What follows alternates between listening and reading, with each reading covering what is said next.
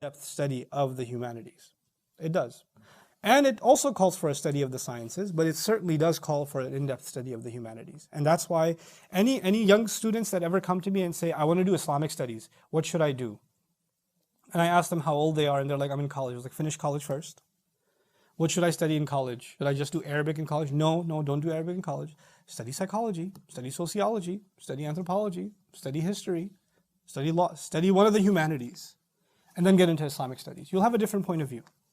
You'll have a broader perspective, and that's needed. That's very much needed. You know, an entire generation of students of Islam that are Renaissance people that understand one of the human sciences and they go in depth in that, and they also study the Islamic sciences.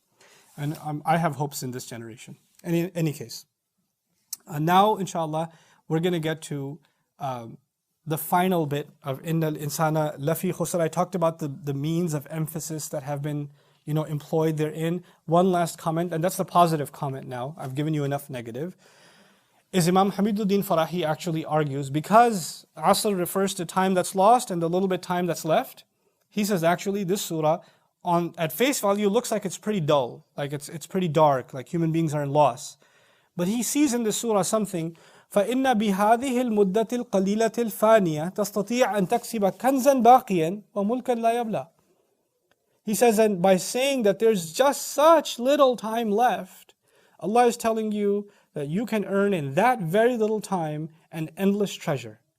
And you can earn in it a kind of success that will never fail. And if you don't take advantage of it, then certainly you are at a loss. I know it's a silly parallel, but I don't know what else.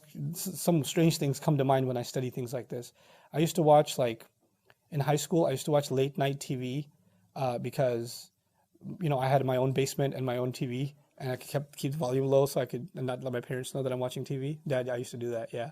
So, and these late night commercials, act now, call now, or you're not going to get the discount or whatever else. You don't even want the thing and you want to call them. You're looking for a phone. But in any case, the idea is Allah is saying there's a very limited chance, very limited time for you to get a great deal out of. That same time that is the ultimate loss is actually the ultimate treasure also.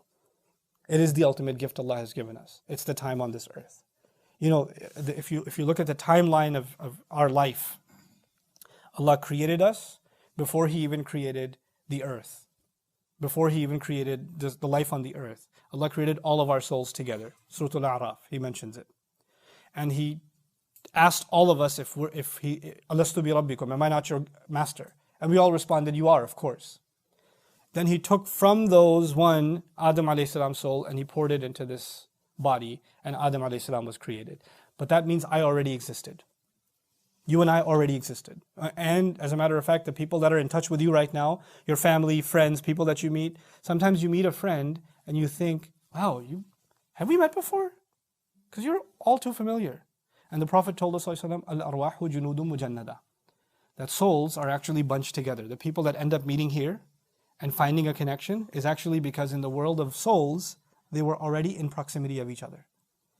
And there are people that are farther, there are some people you meet them and you're like, I just don't like being around that person. I mean, I have nothing against them, but I just kind of, and those were people that were actually further away from you in that world. And even when they come close to you, like the two negatives repel, that's what happens. But the point is, our life began then.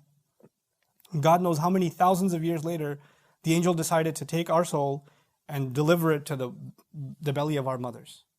And we had this 9-month or a little more or a little less life inside that world. It was pretty comfortable. No rent to pay, no taxes. There was, no problems.